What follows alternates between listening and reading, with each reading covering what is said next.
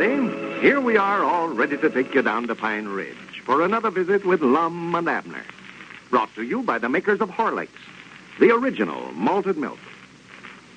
Did you know that a glass full of Horlicks makes a delicious and refreshing noonday luncheon? One that keeps you alert and on your toes later. Well, thousands of our listeners have testified to that very fact. They say there's nothing like this Horlick luncheon for weight control, too. Horlicks doesn't have the excess calories of a heavy meal. A simple, easy-to-digest luncheon, a good glass of Horlicks contains sufficient nourishment to sustain you. Then, if desired, at the fatigue period in mid-afternoon, take another energy-giving glass, or dissolve a few Horlick tablets in your mouth. Remember this, too. The Horlick plan is a safe plan. Get a package from your favorite druggist. You have a choice of either natural or chocolate flavor. And now, let's see what's happening down in Pine Ridge. Well, Squire Skimp has taken hold of Lum and Abner's collection of animals and plans to have the circus ready for the grand opening by the last of the week. He's been busy the past few days arranging the attractions for the sideshow. As we look in on Pine Ridge today, we find Lum and Abner over at the Jot Em Down store discussing the matter. Listen. Squire's a good circus man, all right, but I'm just afeard he'll get us in a batch of trouble if he don't stick a little closer to the truth. To the truth? Yeah, putting them signs up over the cages over there, claiming them animals to be something that they ain't. Yeah. He's got them 2 house cats you swapped for in a cage there with a big sign saying they come direct from Persia. Well, now, them are Persia cats, all right, Mom. Yeah, but they never come from Persia. You got them from Grandma Meeks. Well, yeah, but now she told me herself that they were full-blood Persia cats. I Painting know that what elephant she said. white, painting Cedric up that way, and claiming he is a wild man from Borneo. You know he ain't from Borneo. No. Well, they could say wild man from Pine Ridge on him. Well, in the first place, he ain't no wild man. No?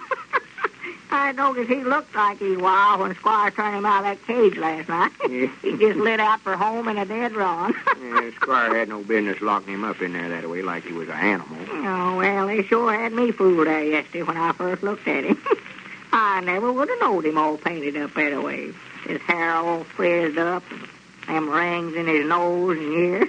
Well, fact is, his own folks never knowed him when he got home, run him off in the place. They did? Why, yes, they did. They'd all sitting down there at the supper table eating, and Cedric stuck his head in the door and just scared the daylights out of him. I reckon it would. Look up from a plate of victuals and see a face like that. Oh, well, they just all scattered in all directions. They never got all the children rounded up till it was midnight before they got them all catching back in the house. Well, why in Cedric washed that coloring off of him before he went home? Why, he couldn't. It won't come off. That was walnut stain that Squire painted him with. Walnut stain? Yes.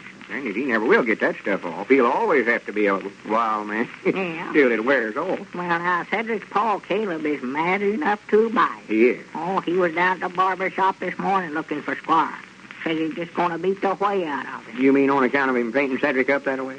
Yeah, trying to make an actor out of Cedric, putting him on exhibit that way. Well, I'd hate to have that Caleb looking for me to give me a whooping. He's liable to cripple Squire for life. That Caleb don't know his own strength. No, you get him mad and stout as he is, why, no telling what he would do to a feller. Well, somebody ought to tell Squire so he can keep out of Caleb's way.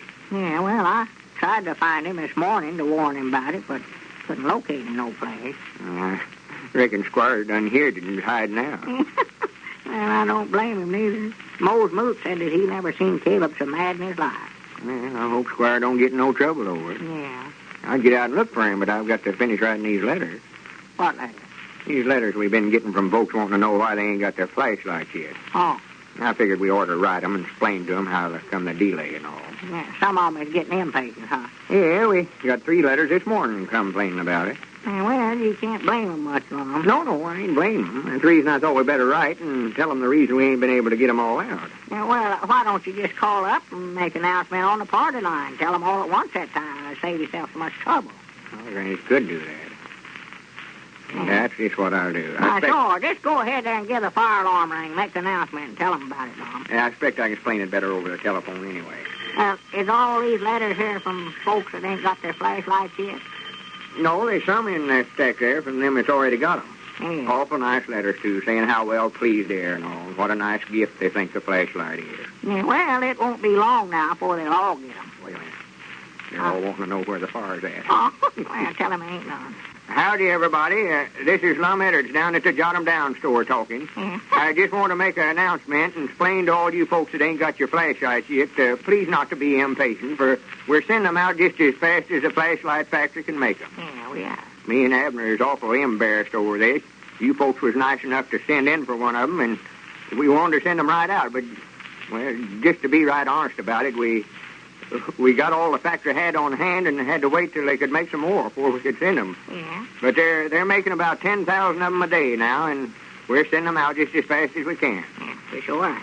Like I said, me and Abner's terrible sorry about this delay, and want you to know we appreciate you being so nice about it. Yeah. We want to thank every last one of you for writing in. You've done us a big favor, and we appreciate it.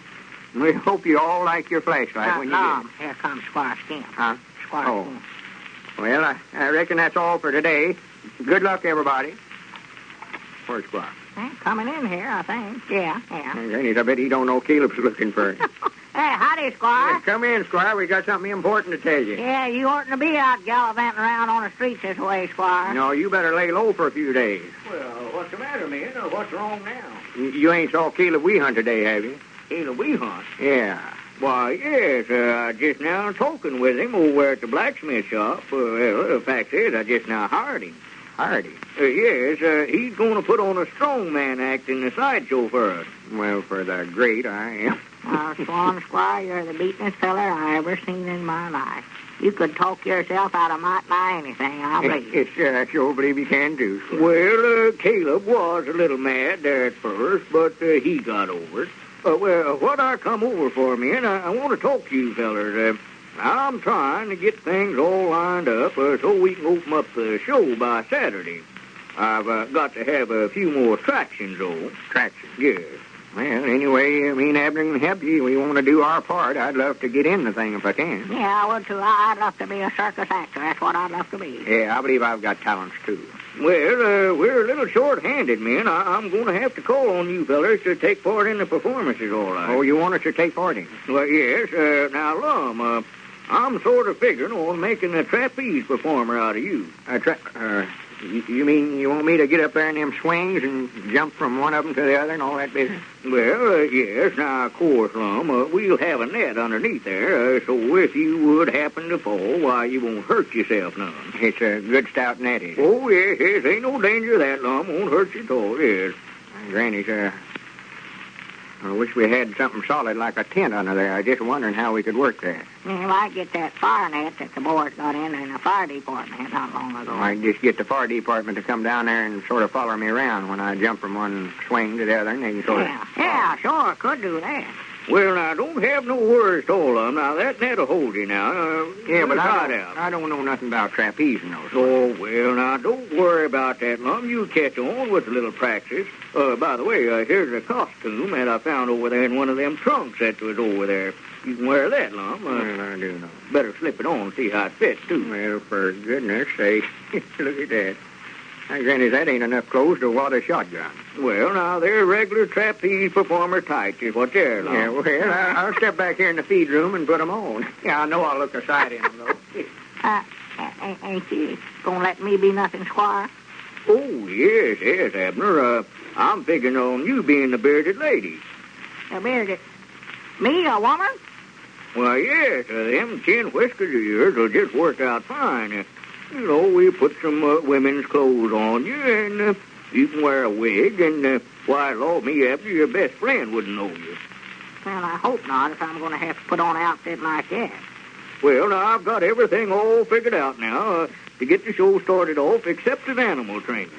Animal trainer? Yes, I've got to have somebody to train those cats down there, if I can find somebody that's got nerve enough to do it. Well, Lord, let me do that and get somebody else to be the bearded woman. You mean, Abner, that you go in a cage down there with the cats and put them through their tricks? Why, sure. Why not? Well, I just figured that you might be afraid to get in a cage with them down there. Why, no. No, I ain't afeard of nothing, Squire. Well, now, that is fine, Abner. Yeah, that solves the problem for us right there. I won't have to be the bearded woman, too, will I? Well, no, them cats down there will take up all your time. Now, I tell you better start staying down there with them all you can, Abner, and get them used to you, if you're going right in a cage with them that way. Yeah, well, I'll learn them all sorts of tricks. They shake hands with me and all such as that. Yes. Well, now, another thing, you want to pick out one of them there, Abner, and train him to let you put your head in his mouth, Well, I don't believe that their mouth is big enough for that, Squire. Well, why, sure, one of them tigers has got a heap bigger mouth than you think, Abner. Yeah, but I don't believe it. Huh? What did you say? I just said that you wouldn't have no trouble getting your head in a tiger's mouth. Well, who said anything about tigers? You asked me to train them 2 Persian cats down there. Oh, no, you misunderstood me, Abner. I said cats, all right, but in the parlance of the circus, why, tigers and lions are always referred to as cats. I thought you knew that. Well, is this all there is to this outfit? Oh, yes, come on out here, Lum. Let us look at you. Grannies, I wouldn't get out in front of nobody with a get-up like this on. Oh, Swan, Lum. You look like a jaybird in that outfit. You look like you're about 8 foot tall. Well, I'll be dead blamed if I wear it. Why, Lum, you'll be a sensation. You just give me a big idea there. Why, you can be the trapeze performer in the main tent, and then you can be the slim man in the sideshow. And Abner here is going to be the animal trainer. Well, I couldn't get along without you fellas at all. Well, it looks like Lum and Abner are going to take a very important part in Squire's plans for the circus. Before we leave Pine Ridge for the night, I'm going to read a letter from Mrs. F.C. of Chicago. It will especially interest those of our listeners who have babies of their own. She writes, "When my baby daughter was born, she weighed 7¼ pounds and seemed a perfectly healthy child. But after 6 weeks, she began losing weight. She just couldn't hold any food. At 6 months, she weighed less than when she was born. Then one day, I met a lady with a baby boy of the same age as my baby. He was such a big boy, it made me feel badly to think that my little baby was so sick. She said she was feeding him Horlick's malted milk. We decided to try it. And it was the first thing that stayed on her stomach since the time she was 6 weeks old. She grew big and strong. I wish you could see her now. She's perfectly healthy. We can never thank Horlicks enough." Well, thank you, Mrs. F.C., for this good letter. We know just how you feel about Horlick's malted milk. In the last 50 years, we have received many thousands of letters just like yours. It is important to always keep a package of Horlicks on hand in the home. It has so many uses. This is Carlton Brickert, speaking for Lum and Abner and Horlicks, who now bid you all good night and good health.